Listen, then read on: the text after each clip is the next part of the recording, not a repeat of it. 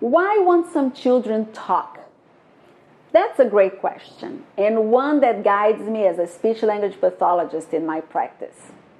There are several causes of speech and language impairment. Neurological and genetic disorders such as autism, Down syndrome, fetal alcohol syndrome, structural deficits such as cleft palate, hearing loss, and lack of language stimulation. Associated with these causes are some risk factors that I also look for in order to diagnose a child. Every speech and language evaluation I perform begins by understanding the child's health starting at the womb, because speech and language development can be impacted if the fetus is not developed properly. I also look at the mother's health during pregnancy and check for any use of alcohol or drugs, medications, exposure to toxins, and whether there were some complications both during and after birth, such as anoxia, the absence of oxygen in the brain, seizures, and the like.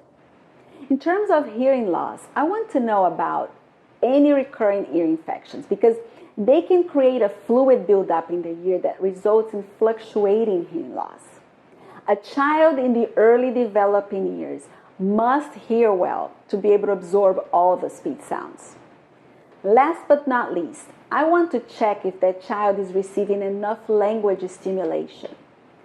I ask how that child, that infant or that young child spends most of his or her day.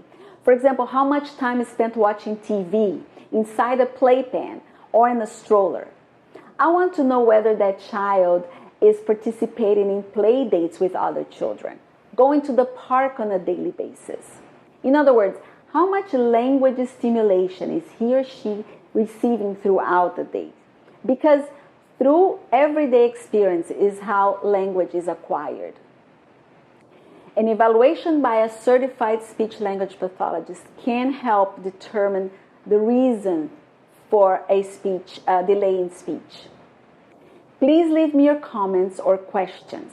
Working with children and their family is my passion. I'll be happy to help you.